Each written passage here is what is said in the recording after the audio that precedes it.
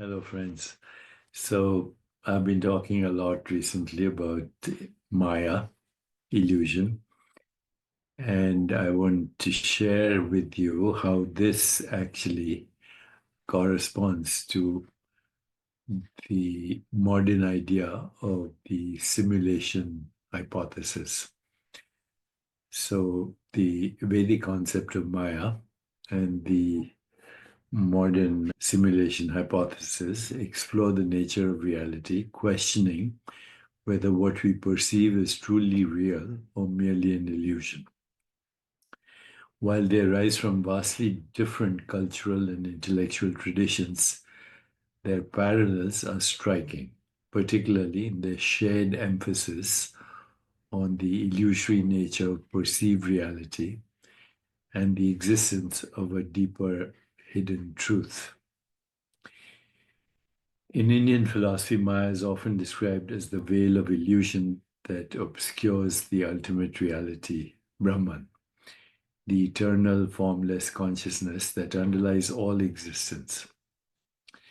In Advaita Vedanta, Maya creates the appearance of duality and multiplicity in a reality that is fundamentally non-dual.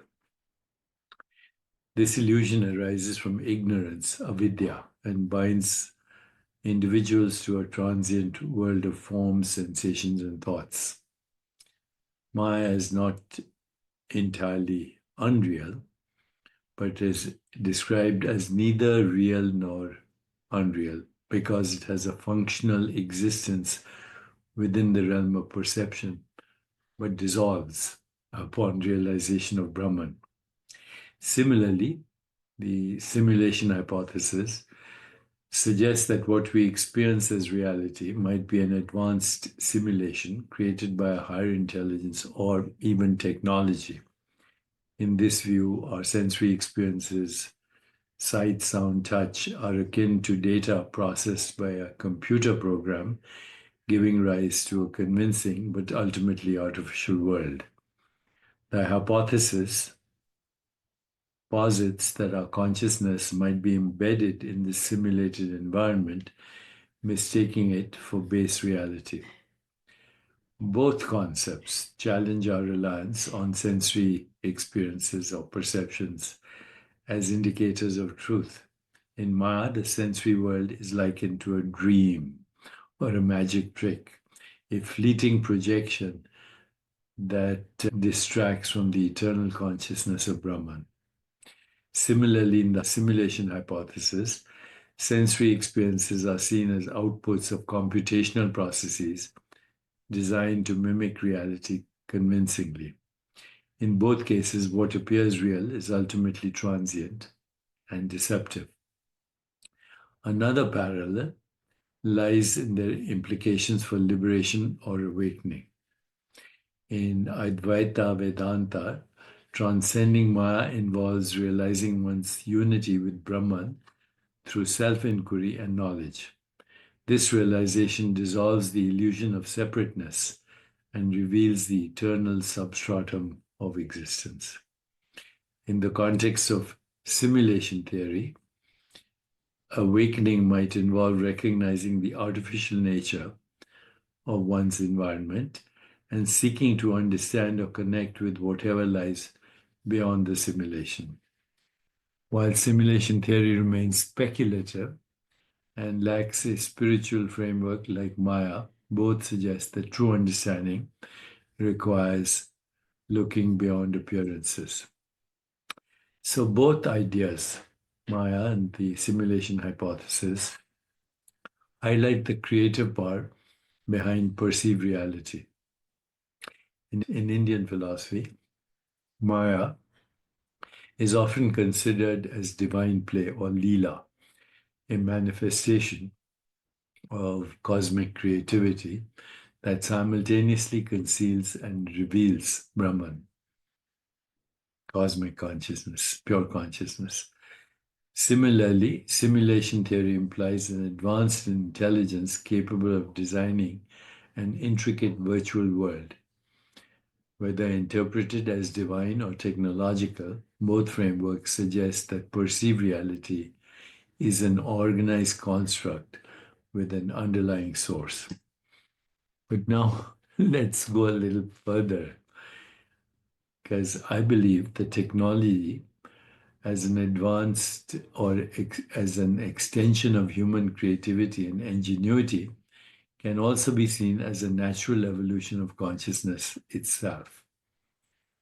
From the earliest tools to the most advanced artificial intelligence these days, technology is not separate from humanity, but rather a manifestation of the human mind's ability to shape and transform the world. This perspective suggests that technology is not merely a utilitarian construct, but an intrinsic part of the unfolding of consciousness, and by extension, an attribute of the divine. Human beings are unique in their capacity to consciously innovate and refine their creations over time. This iterative process has allowed technology to evolve all alongside humanity. Although I wish sometimes that our spiritual and emotional evolution kept up with our technological evolution. But in any case, this evolution has altered not only our external environment, also our internal awareness.